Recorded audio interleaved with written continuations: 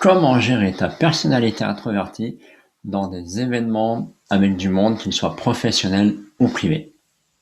Découvre dans cette nouvelle vidéo 5 clés qui moi m'ont vraiment servi et qui me servent toujours en tant qu'introverti dans des événements professionnels ou privés avec énormément de monde. Alors bonjour à toi, je m'appelle Patrice Renez et je suis coach dans l'art de vivre sa sensibilité. J'ai le grand plaisir aujourd'hui d'accompagner des adultes introvertis, coupés de leurs émotions, aller vivre dans leurs relations pour se révéler en prenant leur vraie place avec bienveillance. Alors, aujourd'hui, peut-être que tu n'imagines même pas participer à des salons, à des soirées privées avec énormément de monde. Peut-être que tu y arrives un petit peu, mais rapidement, tu n'as qu'une envie, c'est de partir. Peut-être que tu y arrives un peu plus longtemps, et au final, tu n'as qu'une envie, mais c'est vraiment de partir. Tu rentres chez toi et tu es complètement épuisé au point de vouloir te mettre en mode ermite pendant 3 jours. Mais ça me rappelle justement des salons où je devais assister en tant que responsable informatique. Et oui, ma fonction exigeait que j'aille rencontrer des partenaires, des fournisseurs, des futurs fournisseurs en tant que matériel informatique, que j'aille assister à des conférences dans des endroits, dans des open space, des grands salons avec énormément de monde, donc beaucoup de bruit, beaucoup de sollicitations de toutes parts, et c'était extrêmement fatigant. Les toutes premières fois, mais c'était l'enfer, parce que je sais qu'au bout de quelques minutes déjà, j'avais qu'une envie, c'est de partir, et j'étais HS. J'écoutais même plus ce qu'on me disait, tellement j'étais déjà épuisé. Jusqu'au moment où j'ai commencé à faire de l'accompagnement, de développement personnel, du coaching entre autres, et j'ai découvert que j'étais introverti. Et ce qui m'a permis, grâce au coaching, d'apprendre à me gérer, d'apprendre à assumer ma personnalité. Et c'est là que j'ai découvert en fait 5 clés que je voudrais te partager aujourd'hui. Et la première, c'était justement de se préparer. Comme un athlète de haut vol qui se prépare aux Jeux Olympiques, aux Championnats du monde. Il n'y va pas comme ça sans s'entraîner, il se prépare avant. En tant qu'introverti, il vaut mieux faire la même chose. Alors je te parle pas d'aller faire du sport, quoique ça peut aider. Là, je te parle de savoir gérer ton énergie. Parce que si tu es sollicité toute la semaine et que tu vas à un salon, c'est sûr, ça va être compliqué pour toi de gérer dans la durée ta présence à ce salon. Par contre, si tu sais par exemple qu'à la fin de la semaine, tu as une journée où tu dois être dans un salon ou que tu as une soirée privée auquel tu as vraiment envie d'y aller parce qu'il y a tous tes amis, eh ben, prépare-toi. Et comment tu te prépares? Tu sais que en tant qu'introverti, tu dois te mettre au vert, tu dois te mettre seul, en introspection, tu dois être tranquillement avec toi, aller te balader dans la nature, aller courir dehors, aller faire une activité avec toi-même, la lecture, écouter de la musique, regarder un film. Bref, tu as besoin d'être avec toi-même pour recharger tes batteries. Et donc l'idée, ta préparation de sportif, c'est justement de gérer ton énergie avant cet événement-là. Et donc de passer peut-être plusieurs heures dans le week-end et dans la semaine avant cet événement pour recharger ta batterie d'énergie sociale. Parce que ça va te permettre d'arriver à ce salon avec un bon paquet d'énergie prêt à te dépenser. Ça, c'est la première chose. La première clé, donc, gère ta préparation énergétique, d'énergie sociale avant.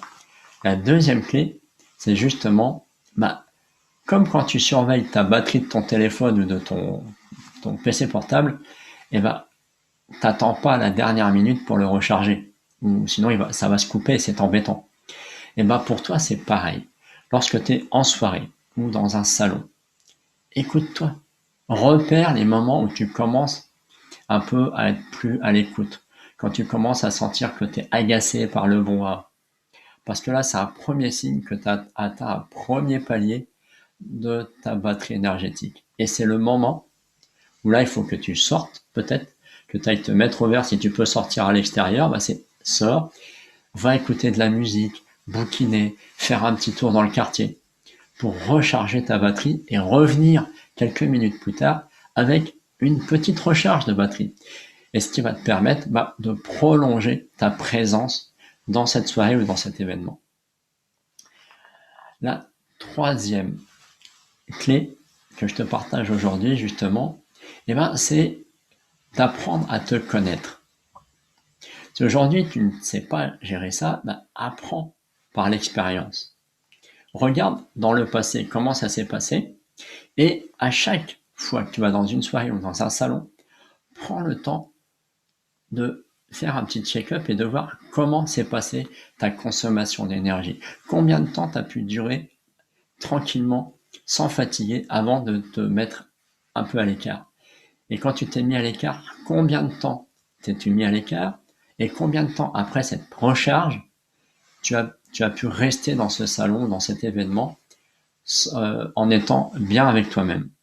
C'est ça qu'il faut arriver à mesurer pour savoir, pour toi, il te faut combien de temps de recharge pour rester par exemple 1 heure ou 2 heures de plus dans l'événement. C'est important. C'est comme un téléphone portable. Tu sais que par exemple, il te faut 1 heure pour recharger, je sais pas, 40%, je dis n'importe quoi. Pour toi, c'est pareil. Combien de minutes il te faut pour recharger ton énergie sociale de, je sais pas, de 30 minutes, de 1 heure? C'est important de savoir ça. Et donc, c'est avec l'expérience, le contrôle que tu vas faire après l'événement. La quatrième clé, c'est justement quelle intention tu mets quand tu vas à ces événements-là. Quand tu vas à une soirée privée, quelle est l'intention? Est-ce que tu y vas parce que tu es vraiment obligé, ou parce que tu veux voir des amis, ou parce que tu veux faire des nouvelles rencontres? Quelle intention? C'est pareil, même si c'est un événement professionnel que ton boulot exige, trouve-toi une intention positive. C'est peut-être de dire, allez, cette fois-là, j'y reste 2 heures, ou j'ai besoin de rencontrer 3 fournisseurs, ça c'est important pour moi, et après tu t'en vas. Le tout, c'est de mettre ton intention de départ pour savoir comment tu vas te gérer. Si mettons que tu n'arrives jamais à aller à un salon, tu peux te dire, j'y vais, et j'y reste 1 heure. Et comme ça, tu vas pouvoir te préparer énergétiquement à capitaliser pour 1 heure d'énergie, et tu vas être au bien pour ce moment-là. Donc c'est capital d'avoir cette intention positive dans ta démarche pour aller dans des lieux de foule en tant qu'introverti. Et la cinquième, utilise l'un des talents magiques, l'une des forces magiques des introvertis. Alors tu vas me dire, c'est laquelle? Si tu te connais un peu en tant qu'introverti, je suis sûr que tu la connais. C'est l'écoute et l'observation. Et oui, en tant qu'introverti, on est beaucoup plus à l'écoute que dans le parler. Donc, quand tu es avec des amis, quand tu es avec au niveau professionnel, avec un fournisseur, avec un partenaire, avec un collègue, apprends à écouter, à être concentré sur ce que te dit l'autre.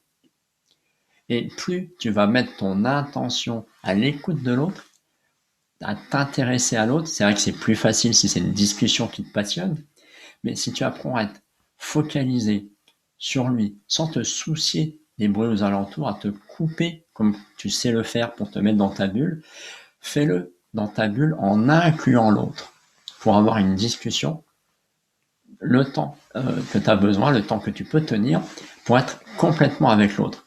Ce qui va te permettre de réduire ta consommation énergétique. Ça, c'est ce que j'ai observé dans mes expériences dans la foule. Donc, je voudrais reprendre donc les 5 clés. Donc la première, c'est prépare-toi comme un sportif de haut niveau.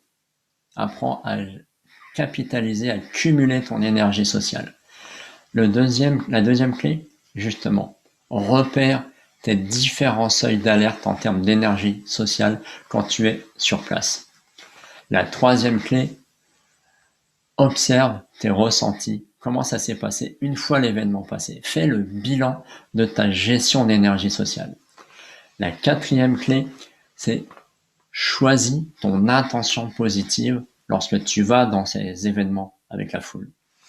Et enfin, la cinquième, utilise l'un de tes talents, l'une de tes forces qui est l'écoute active.